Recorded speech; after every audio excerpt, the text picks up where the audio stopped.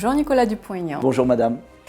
Vous êtes président de Debout la France, candidat à l'élection présidentielle 2027. On va y revenir parce que vous avez lancé l'appel à rassembler les candidats souverainistes, un sujet très important. Mais aujourd'hui, j'aimerais bien commencer par quelque chose qui s'est passé en 2017. Si vous vous souvenez, le dialogue franco-russe était à l'initiative de rassembler tous les candidats ou leurs délégués à l'élection présidentielle en 2017 pour parler de la Russie entre autres et pour présenter leur projet des relations avec la Russie. Le seul candidat qui n'est pas venu ni envoyer son délégué était M. Emmanuel Macron. C'était 2017. Les relations entre la Russie et la France étaient assez fragiles, mais pas détruites comme aujourd'hui. Vous étiez parmi nous, comme beaucoup d'autres candidats. Vous avez parlé de votre idée des relations extérieures, des relations internationales, et notamment de la relation avec la Russie. Est-ce que vous avez changé votre opinion depuis? Comment vous le voyez, cette évolution? Puisqu'on était sous François Hollande, certes, les relations étaient fragiles, mais elles existaient. Ce n'est pas la question. Alors, j'aimerais bien, si c'était enregistré, oui, je pense. Eh bien, revoir la vidéo pour voir si j'ai évolué, mais je ne crois pas. En fait, je pense que moi, je parle de la France. Je suis candidat pour la France.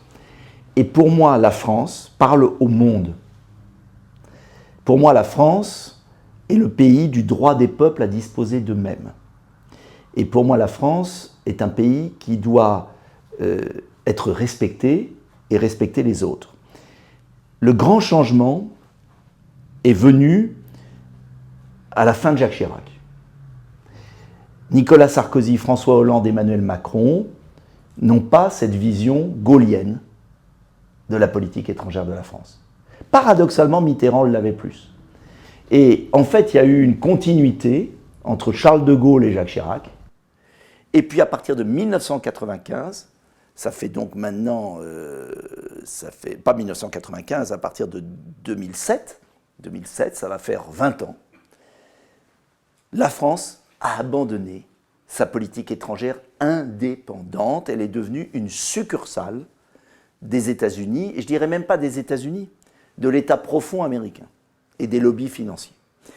Donc, moi, j'ai jamais changé vis-à-vis de la Russie, qui fait partie pour moi d'un pays partenaire, au même titre que la Chine, au même titre que le Brésil, au même titre que les grands pays du monde.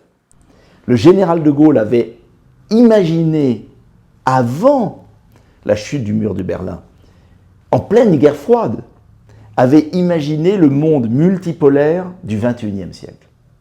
Et la France avait anticipé ce monde multipolaire, le discours de Phnom Penh, le discours de Québec, les grands discours de Gaulle dans le monde, alors qu'on avait le mur de Berlin, l'Union soviétique, les États-Unis. Bon.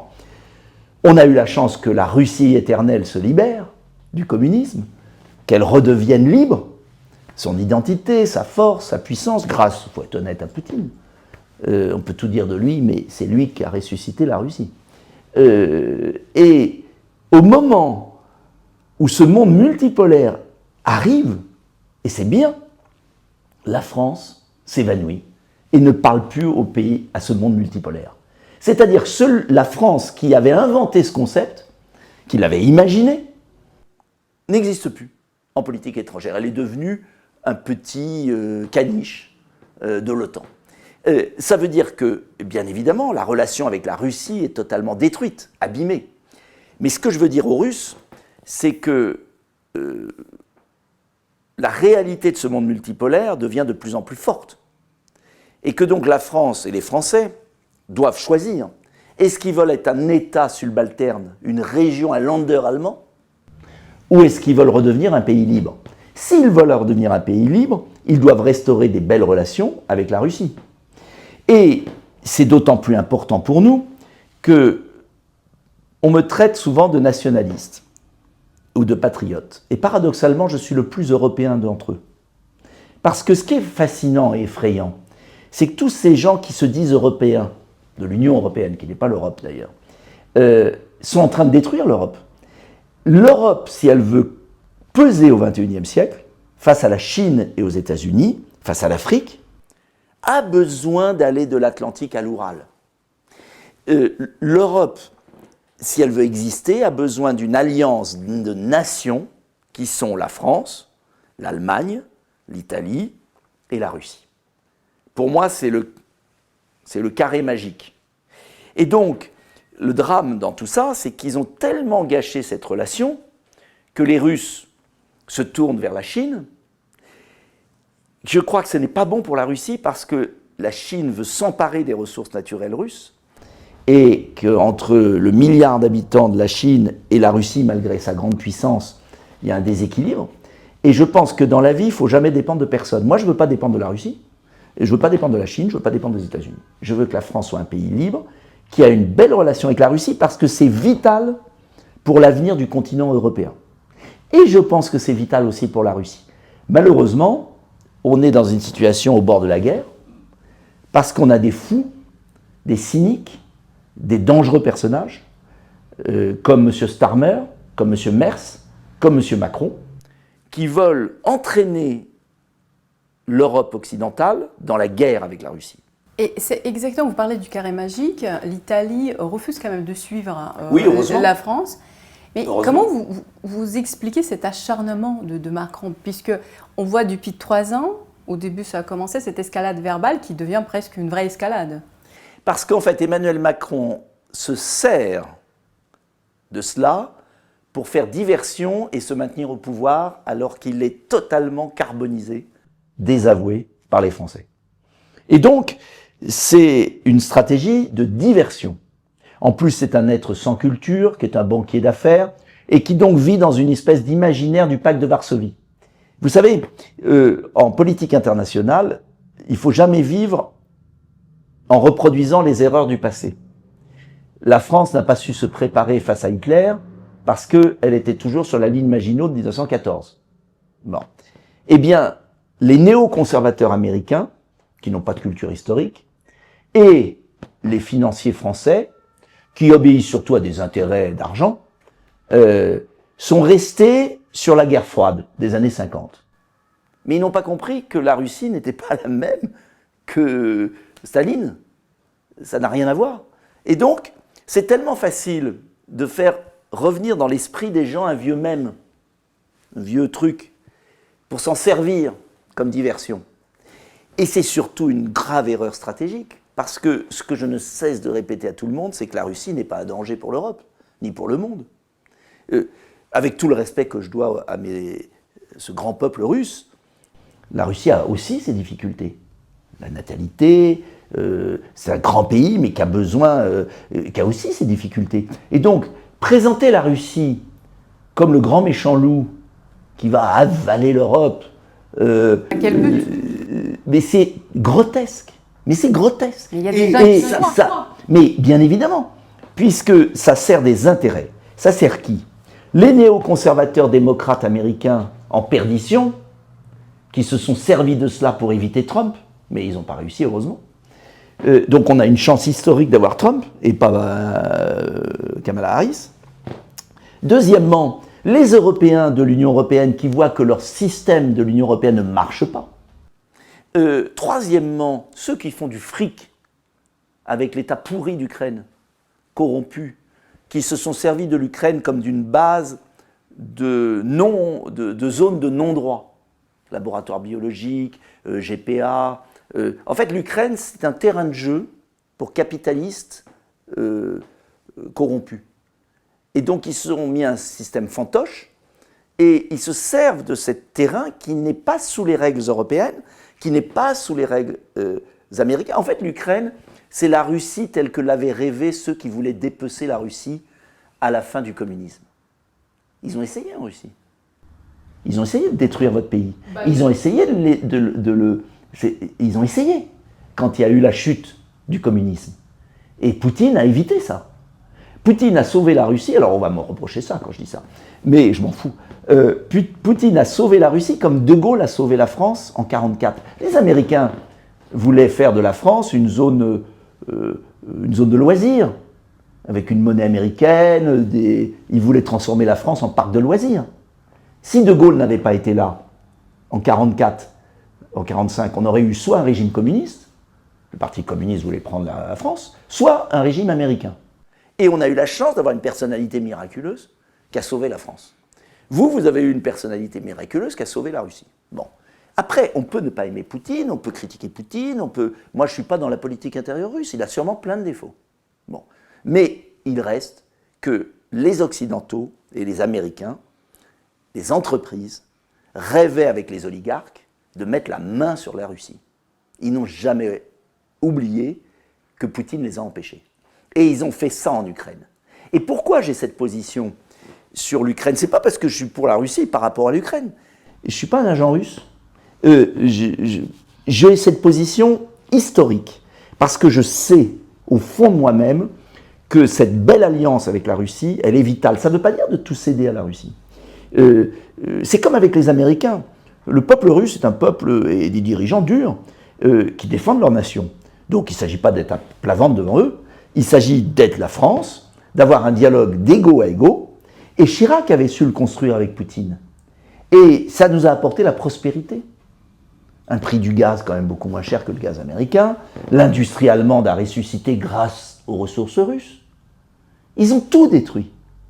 Et aujourd'hui, l'économie européenne s'effondre. La Russie affronte obligatoirement des difficultés parce que c'est une guerre lourde. C'est absurde. Quel gâchis. C'est monstrueux ce qui se passe pour tout le monde. Les Ukrainiens, les pauvres, sont de la chair à canon pour que BlackRock achète les terres, pour que les Américains s'emparent des terres ukrainiennes.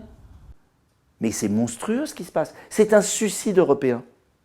Voilà, donc voilà pourquoi je veux... Si vous voulez, ma position, elle n'est pas liée au quotidien du conflit.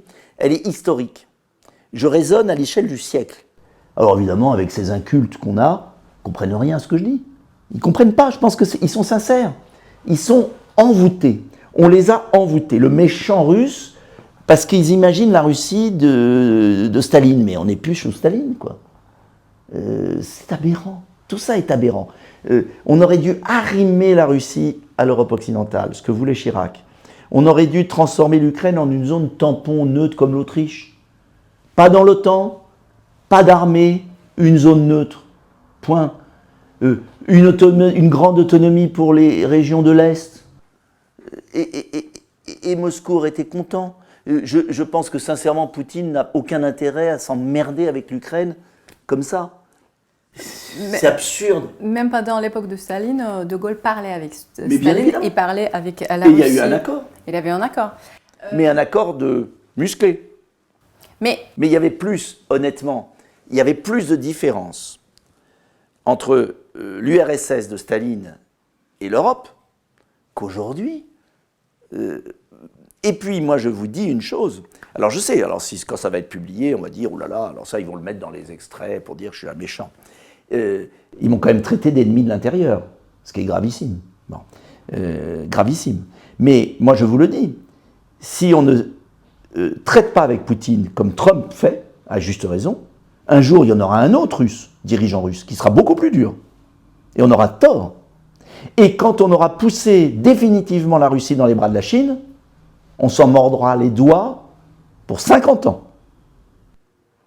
Vraiment. Ce que certains dirigeants ne comprennent pas, que c'est vrai, et je disais ça à plusieurs reprises dans différentes conférences, Poutine se trouve au centre de l'échelle politique russe. Et voilà, ça c'est important de dire. Pour voir un petit peu le contexte d'aujourd'hui, il y a 10 jours, l'Allemagne a dit prête à livrer à l'Ukraine des missiles de croisière de longue portée. Bon, après, ça a été rectifié par le ministre des Finances en disant que ce n'était pas possible. Qu'est-ce qu'on a entendu hier? Le chef britannique, apparemment, va livrer 5000 drones en Ukraine jusqu'à 2026. Ma question est, à quoi servent les négociations alors? C'est criminel.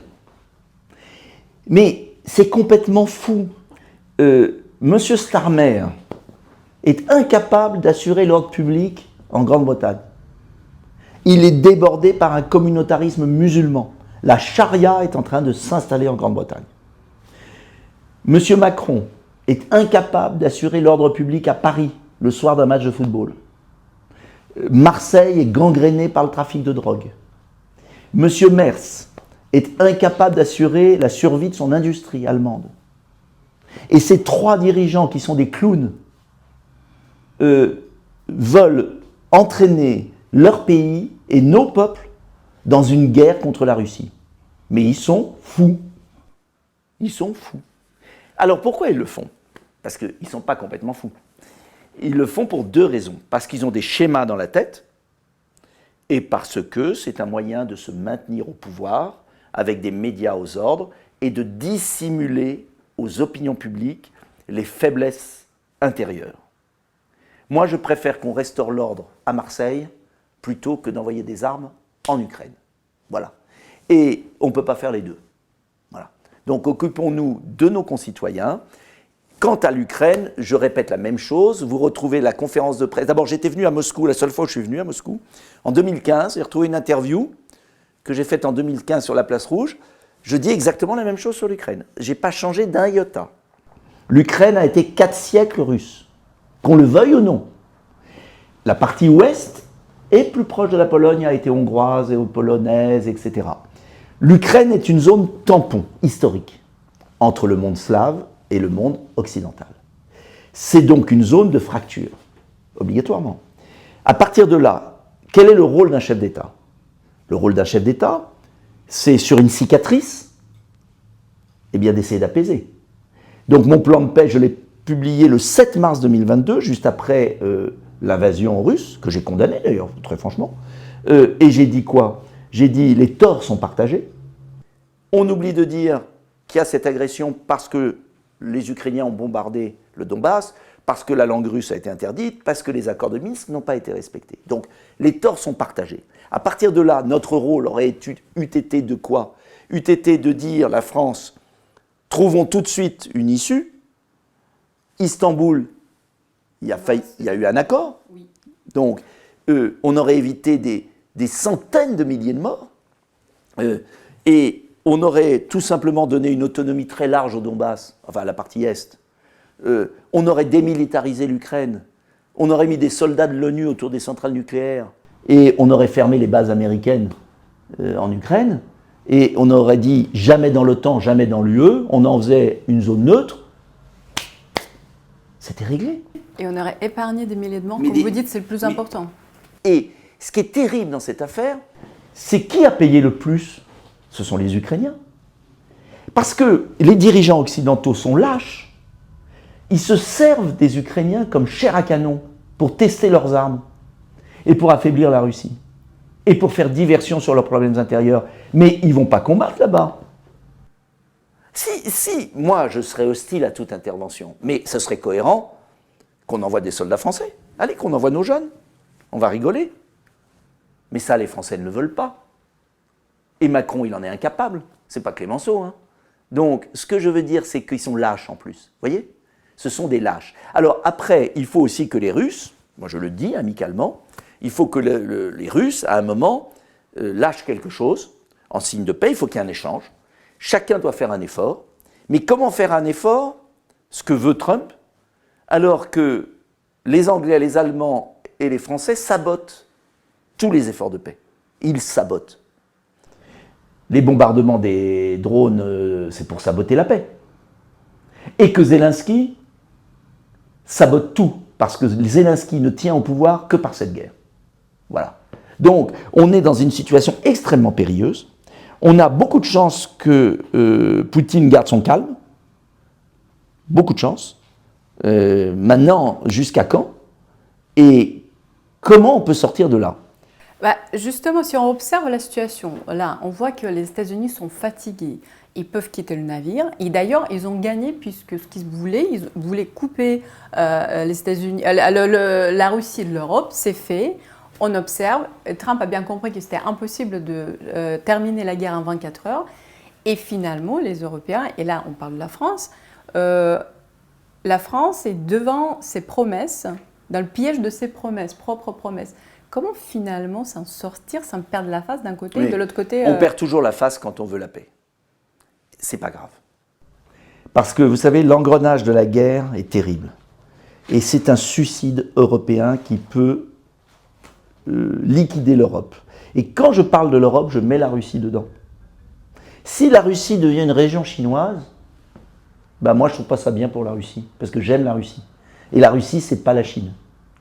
Et je trouve tragique qu'on ne tende pas la main à la Russie. Et je trouve tragique qu'on n'arrive pas à séparer les deux adversaires parce que c'est quasiment une guerre civile. C'est la guerre civile, et même Poutine l'a dit. C'est une guerre civile, de fait. C'est la guerre d'Espagne. C'est horrible. Donc il faut arriver à trouver un compromis. Mais moi, le compromis, s'il y a la volonté, on le trouvera. Je pense que les Russes, je me mets à la place de la Russie. Je pense que la Russie a intérêt à arrêter cette guerre, bien évidemment, parce qu'elle l'épuise. Bon, premier point. Je pense que la Russie ne peut arrêter cette guerre que si elle obtient vraiment la neutralité de l'Ukraine, qui ne rentre pas dans l'OTAN, et la démilitarisation de l'Ukraine. Et ça, moi je me mets à la place de la Russie, c'est ce que je demanderais si j'étais à la Russie. En revanche, après, il faut peut-être lâcher certaines choses, de manière à ce que les autres aussi sauvent la face. Mais aujourd'hui, il y a deux obstacles à la paix. C'est Zelensky, qui n'est pas élu, c'est une dictature, parce que Poutine, il s'est fait réélire, mais Zelensky, non. Bon. Ça, personne ne le dit en France. Et puis, deuxième point, c'est Macron, Merz et Starmer, qui en fait sont l'État profond américain qui a été battu aux États-Unis et qui se replie en Europe. C'est-à-dire que la victoire de Trump n'a pas achevé l'État profond américain. L'État profond américain, c'est quoi? Ce n'est pas un complotisme, ce sont des intérêts financiers qui se sont emparés du pouvoir politique américain. Trump essaye de faire le ménage. On peut aimer Trump, pas aimer Trump. Il essaye de remettre une autorité politique. Après, on peut être pas d'accord avec l'autorité politique. On peut ne pas être d'accord avec l'orientation politique. C'est exactement comme Poutine ou De Gaulle. Ce sont des gens qui remettent la suprématie du politique sur les oligarques. Alors après, on ne peut pas être d'accord avec la politique de Poutine en Russie. Moi, je ne suis pas russe. Je ne sais pas si elle est parfaite, bonne, mauvaise. J'en sais rien. Mais il reprend en main le pays. Trump est en train de reprendre en main son pays. Quand des personnalités politiques reprennent en main des pays, ça gêne qui? Les intérêts financiers, les oligarques, ceux qui détruisent le pays. Eh bien, en Europe, les intérêts financiers ont repris la main à travers l'Union européenne, en détruisant les nations politiques. Et ils ont mis des pions, des pantins, des gens de Davos. Voilà, Merz, c'est l'ancien président de BlackRock à Allemagne. Macron, c'est l'ancien de Rothschild. Starmer, c'est un clown. Bon, donc ce sont des fondés de pouvoir. Voilà. Donc, moi, pourquoi je me présente? Parce que je vais vous dire, c'est la 4e fois. Alors on pourrait dire, le pauvre gars, il a fait 5%, 2%, 4%, oh là là. Je me présente parce que je suis le seul, je pense, très sincèrement, prétentieusement, à vouloir l'indépendance de la France. Et je regrette que le Rassemblement national, aujourd'hui, avec Jordan Bardella, ait tendance à abandonner cette idée patriotique ou la primauté de la nation et du pouvoir politique. À partir du moment où on accepte l'Union européenne, dans son fonctionnement actuel, c'est fini. Parce que Jordan Bardella dit « je ne veux plus changer l'Union européenne, enfin je veux changer de l'intérieur, machin et tout ». Voilà. Et c'est pour ça d'ailleurs qu'il plaît tant au système. Bon, donc, nous, il faut que la France reprenne sa liberté. Moi, je parle de la France. Et si la France reprend sa liberté, elle pourra parler à la Russie, elle pourra être amie de Trump et de Poutine, et imaginez que la France ait gardé une position neutre. Imaginez aujourd'hui. Ça fait 3 ans que les négociations j'en rêve. à Paris, et pas à Istanbul. Mais vous imaginez le prestige de la France. Trump et Poutine seraient à Paris aujourd'hui. Si Macron, Hollande et toute cette clique n'avaient pas fait ce contresens historique. C'est exactement ma question, était ma question suivante. Cette guerre aussi, une défaite de diplomatie. Et la diplomatie française a brillé pendant des siècles, et malheureusement, en ce moment, on ne voit aucune trace de cette gloire, en quelque sorte, de la France diplomatique. Comment restaurer, parce que c'est ça ce qu'il faudrait restaurer également dans les années qui viennent. Oui, mais pour restaurer ça, il faut déjà penser en français. Vous ne pouvez pas demander une diplomatie, c'est une main, c'est un bras. Une politique de défense, c'est une main, c'est un bras. Mais pour que les bras soient coordonnés, il y a une tête. De Gaulle pensait en français. L'indépendance de la France. Une vision. Ces gens-là, ils ne pensent pas en français, ils pensent en lobbyistes. Ce sont des lobbyistes. Donc, il faut remettre dans la tête du pouvoir politique français une ligne politique. Et moi, ma ligne politique, elle est très simple. Indépendance, démocratie, excellence. Ça sera mon bouquin. Vous allez voir qu'il sort en septembre. Je suis en train de le finir. J'ai beaucoup travaillé cette année.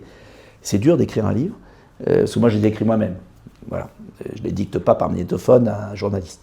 Et donc, c'est une souffrance. Mais ça oblige à réfléchir. Et je pense qu'il faut rétablir la démocratie en France. On n'est plus en démocratie. On donne des leçons à la Russie, à tout le monde, mais ce n'est pas une démocratie. Il faut rétablir l'indépendance du pays. Et il faut retrouver une politique d'excellence. Excellence scolaire, excellence industrielle, excellence scientifique, excellence morale, etc. Donc il y a un énorme travail, mais voilà ce que je vais proposer en 2027. Et puis on verra bien. Justement, pour revenir à cette question clé, vous avez lancé cet appel à tous les candidats souverainistes, et je peux le dire qu'ils sont pratiquement tous passés au dialogue franco-russe pour différentes interviews. Et ma question serait, pourquoi il est tellement difficile, pourquoi la gauche arrive à faire des alliances en France, mais pas la droite, ou divers droites, ou les candidats indépendants? Comment faire? Alors il y a deux problèmes. Il y a un problème idéologique et il y a un problème personnel. Le problème idéologique, c'est sur l'affaire de l'Union européenne. Il y a ceux qui veulent vraiment l'indépendance à l'égard de l'Union, c'est-à-dire en finir avec cette organisation. Moi, je ne suis pas sur le Frexit immédiat, mais je suis sur le Frexit comme menace, et vraiment d'en finir avec l'Union européenne, de la dynamiter et de reconstruire une Europe des nations gaulliennes. Bon. Là, avec Florian Philippot, François Asselineau, Kuzmanovic, Onfray, tout ça, Philippe de Villiers, on est tous d'accord idéologiquement. Mais au Rassemblement national maintenant, et encore plus à l'UDR et au LR, il n'y a pas la volonté vraiment de rompre avec l'Union européenne. Et il y a cette contradiction. Donc là, il y a une petite nuance idéologique, quand même, qui empêche une union des patriotes globale. Mais le plus grave, pour moi, n'est même pas là, parce que ça, c'est sain. Il y a un dialogue, il faudrait s'unir, mais en avouant que... Voilà, bon. Mais le plus grave, et où je suis très en colère, et je trouve qu'ils sont totalement irresponsables, c'est que les souverainistes, ce qu'on appelle les souverainistes, Philippot, Asselineau, Kuzmanovic, Onfray, De Villiers, moi, on est incapables de former un groupe commun, d'aller dans le même sens et de dire aux Français, voilà, on vous propose de retrouver votre indépendance. Et on vous propose un chemin. Et on s'entend entre nous. Et si les souverainistes ne sont pas capables de se rassembler, pourquoi les Français feraient confiance aux souverainistes? Bon. Donc, moi, j'ai entamé une longue marche en me disant, je suis le seul qui a eu les signatures en 2022. Florian Philippot a eu une signature de maire. Vous savez qu'il faut 500 maires pour se présenter. François Asselineau ne les a pas eus. Ils ont la chance d'avoir un candidat qui a les signatures. Ce que le système ne veut pas, parce que le système fait tout pour qu'on ne les ait pas. Moi, j'ai fait un travail de Romain. Ça fait des années que je circule en France, maire après maire. C'est un travail de folie. J'ai la chance de les avoir. Qui profitent de moi. Florian Philippot est beaucoup plus jeune que moi. Il prendra la suite le moment venu. Il n'y a pas de souci à se faire. Hein, on n'est pas irremplaçable. Bon. Et je dis à François Asselineau, qui a un talent fou, mais des talents solitaires ne changent rien. Des talents regroupés changent tout. Donc, comme je n'arrive pas à convaincre les têtes, je m'adresse aux troupes. Et je remarque d'ailleurs qu'il y a beaucoup d'adhérents de Debout la France qui sont aussi adhérents des Patriotes ou qui sont aussi adhérents de l'UPR. Donc, l'unité, on va la faire par la base. J'en suis convaincu. Je serai le candidat souverainiste, indépendantiste, et je tends la main aux autres. Je suis le seul dans mes vidéos qui dit, quand il faut chercher des adhésions, je dis, attendez, bien sûr, j'ai envie que vous adhériez à Debout la France, que vous fassiez un don à Debout la France, mais si vous voulez faire un don aux Patriotes, à l'UPR, allez-y. Ça ne me gêne pas. Que les ruisseaux fassent une petite rivière. Parce que je suis convaincu que, vu les circonstances, vu la dérive du RN, vu la menace de guerre, la position du RN sur l'Ukraine est surréaliste. Ils ont tout abandonné. D'ailleurs, c'est pas bien vis-à-vis de la Russie, entre nous. Après avoir été les voir, les lâcher, c'est pas bien. Bon, c'est pas des alliés fiables. Donc, je me dis qu'un candidat souverainiste en France peut vraiment faire une surprise. Et imaginez ce que ce serait, même si on ne gagne pas, et j'espère gagner, et tout peut arriver. Regardez la Pologne, regardez la Roumanie, regardez bon. Mais si on faisait plus de 10%. Si pour la première fois en France, il y avait un candidat indépendantiste, souverainiste. C'est le vrai point. Mais vous imaginez le tremblement de terre français. Pourquoi? Parce que d'abord, on aurait le temps de parole qu'on n'a pas dans les médias. Et on pourrait convaincre encore plus de gens. Et puis surtout, le Rassemblement national et les Républicains, la droite patriote, quand même plus patriote que les macronistes et les autres, seraient obligés de redevenir souverainistes. Parce qu'aujourd'hui, en fait, le RN, moi je les connais, ils cachent leurs convictions parce qu'ils croient que s'ils adorent l'Union européenne, ils vont avoir plus de voix ou qu'ils auront la complicité des médias. C'est pour ça que Bardella change d'avis. Je ne suis pas sûr qu'il croit à quelque chose là-dessus. Donc, il se dit, bah, je vais dire, il y a des communicants avec des sondages qui ont dû dire à Bardella, faut que tu dises que tu n'es pas pour sortir de l'Union européenne parce que ce n'est pas populaire. C'est pas populaire chez qui? Chez les médias. Trump, il a gagné comment? En se couchant devant les médias américains ou en étant lui-même? Mais pour être soi-même, il faut avoir une pensée. Bon. Donc, moi j'ai une pensée, on aime ou on n'aime pas, j'ai mon caractère, on aime ou on n'aime pas, je m'en fous, j'ai passé, c'est ma dernière, c'est ma mission, je veux faire l'union des souverainistes, je veux qu'il y ait une candidature indépendantiste, je veux bousculer le système et je veux les forcer à se déterminer dans l'élection de 2027 sur cette question de l'appartenance à l'Union européenne. Je veux cueillir le débat.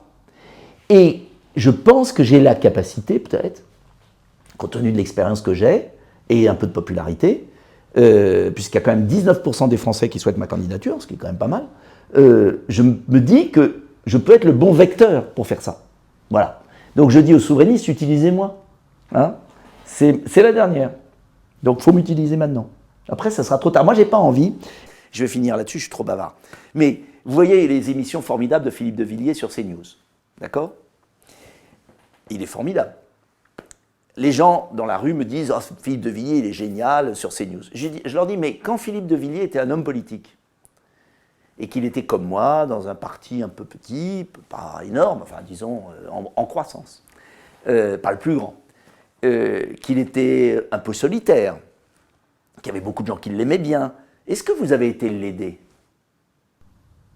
Ah bah non.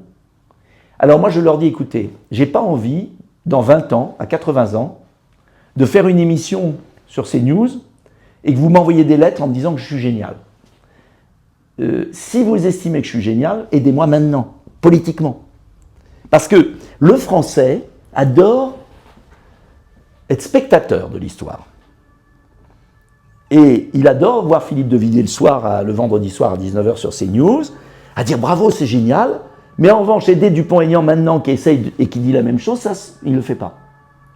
Et c'est pour ça qu'on a Macron. Voilà. Je vais rebondir sur ce que vous avez dit. Je m'adresse à nos spectateurs pour dire que si vous voulez que le dialogue franco-russe continue à exister, aidez-nous puisque nous dépendons de vos dons et cotisations. Merci beaucoup, Monsieur Dupont-Aignan. Il faut que les Français comprennent que ça va dépendre d'eux, que sinon ils sont cuits. Ils vont devenir des esclaves. Non mais un peuple de limaces. C'est ça l'enjeu. Donc moi, mon boulot, c'est de réveiller les Français avant qu'il soit trop tard. Et il est déjà tard. Très tard. Merci beaucoup de ce dialogue. Merci à vous.